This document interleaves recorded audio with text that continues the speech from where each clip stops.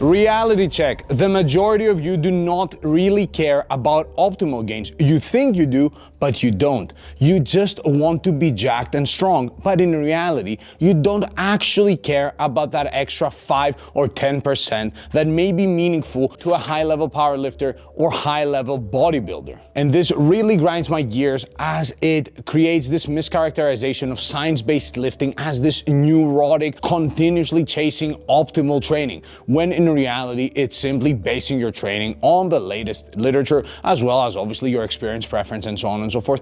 And the literature, the science, consistently says that you can get super jacked, if your genetics allow for that, obviously, as long as you do a few very basic things, with the main thing being training with a high intensity of effort consistently. Science is what helps us get closer to the truth, and also what helps us get to understanding what's best and what's optimal. But it also tells us over and over again that to make amazing gains, things are extremely simple. Let's break it down variable by variable. Training volume. I've said this 3 million times. You can make amazing gains with very, very low volumes of training, even as low as 4 sets per muscle group per week. If you want to make more gains, you can up that to close to 10 sets per muscle group per week. And if you think of those sets as fractional sets, meaning a lot of your push work and pull work will also contribute to your biceps and your rear delts and your front shoulders, etc., etc., you're not talking about that many sets. You can make amazing gains, more than just minimum effective dose gains, with roughly 10 sets per week. Sure, if you really care about theoretically maximizing your potential and lifting is your hobby and your end-all be-all and you love being in the gym, much like myself, you can go and do even more volume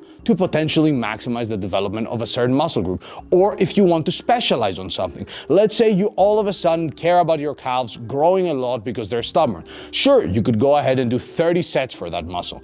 But the idea that unless you're maximizing volume, you can't make gains, or that unless your approach to volume isn't optimal, you can't make gains, is BS. So there goes one variable, volume. Extremely simple. You may be thinking that you're missing out on a ton of gains, but based on what you regard as meaningful, what I assume most of you out there regard as meaningful, you're likely not missing out on that much. But let's look at some other variables as well. And at the end of the video, I'll touch on a few variables that I think a lot of you out there misunderstand. Rest periods. This is where for years we thought that you needed to rest longer in order to maximize gains. The reality is that as long as you're resting 1.5 minutes or so, 1.5, maybe 2 minutes for some muscle groups between each set, you're covered. Sure, you can rest longer if you need to rest longer, that's fine.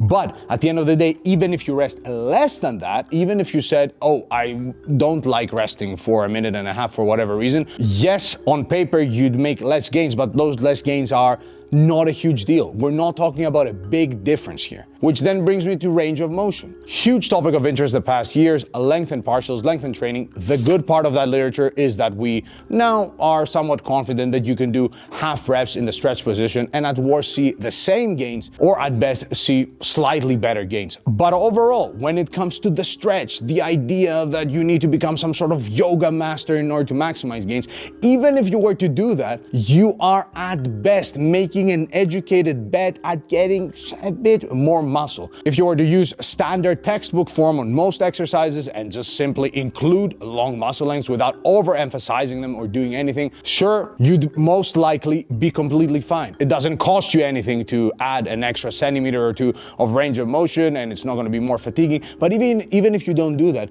you're totally fine. Again, range of motion, nothing that many of you out there need to overthink. But things get even wilder when we look at things like periodizations and rep ranges, changing things over time. Even for those that want to optimize, there isn't much there to suggest that you need to do that. Using a variety of rep ranges, which is as simple as don't just do 5 reps on everything, is all you need to care about. But even if you weren't doing that and you said, I am a crazy person, I will do 8 reps on everything and somehow make sure that all those sets of 8 are close to failure. As long as you're close to failure or to failure on the exercises that you're doing and targeting the function of the muscle, you are covered. For those that want to optimize, sure, including more rep ranges and maybe varying things over time may be, again, an educated bet, but the majority of you don't even need to think about past training hard. Which reminds me, if you don't want to think about anything whatsoever whatever, check out MyAdapt, our smart coach in your pocket training app.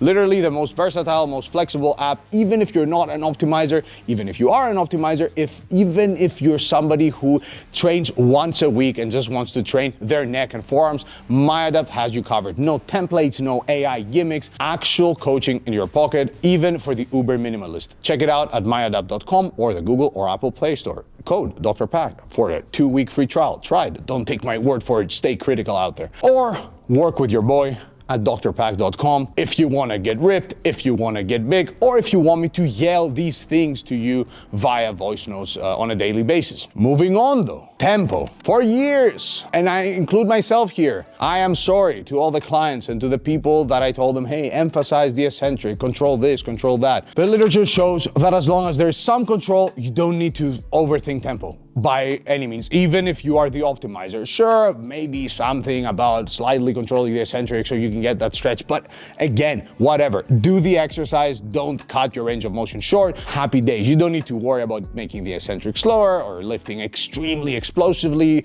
Just get close to failure and keep your overall rep duration in a normal range, 2 to 8 seconds. Nothing too crazy there as well, even for the optimal bro. Which then brings me to technique, another curtain that when we pull it, we see that when it comes to cyborg-like technique and absolutely optimizing every variable and overdoing it with the biomechanics jargon, even for the optimizer, that may not be necessary. Sure, but whatever, I get it if you're a bodybuilder. For everyone else, as long as you're not absolutely butchering the exercise, and I'm talking about doing a lat pull down where your torso is parallel to the floor by the end of the rep, you're covered. If you're training hard enough and you're targeting the function of the muscle, technique is nothing that you need to overthink or overly obsess about. As long as your exercise selection has some variety, and I'm talking about just doing 2 to 4 exercises per muscle group and including more exercises for more complex muscle groups like the back and your legs, you're covered. Sure, if you're just doing squats and deadlifts, you may miss out on some rectus femoris growth for your quads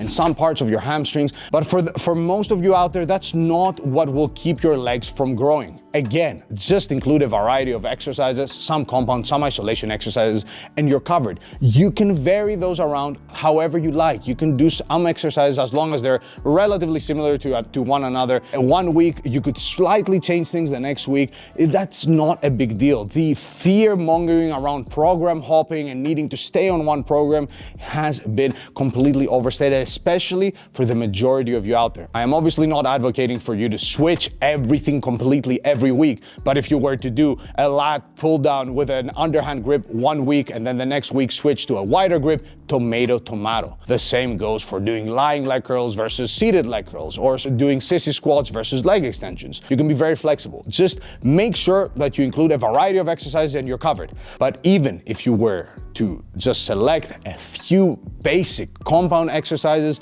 with a few isolation exercises sprinkled on top, you would still make amazing gains. Keep in mind, people, many of this neuroticism comes down to the unrealistic expectations that many of you out there have. The reality of things is that you may not look as jacked as you're hoping to look, and that's fine. Yes, you can optimize, but if in the first 5 years of very hard, consistent training, you're not seeing big increases in muscle size, it's very likely that adding that extra exercise is not what will take your arms from X inches to Y inches. Keep that in mind, which brings me to some nutritional variables that people overthink a lot. Protein, for example. Protein is something that you need to pay some attention to, but as long as you're consuming 1.5, 1.6 grams of protein per kilo of body weight, you've ticked maybe all boxes with some minor boxes remaining. There are edge cases and times, as I've said in previous videos, if you're trying to recomp or if you're dieting aggressively, where again, it makes sense that you bump up your protein just to be in a super safe space in your head mostly. However, if you're eating protein with every meal and you're training hard, it's very likely that you're falling in the majority, 95, 99% of your bases covered anyways. You don't need to overthink things, and you do not need to feel like you're missing out on gains simply because you didn't have 1.6 grams of protein per kilo of body weight every day. Even if you don't, we're not talking about big differences here. It's differences that the majority of you don't care about.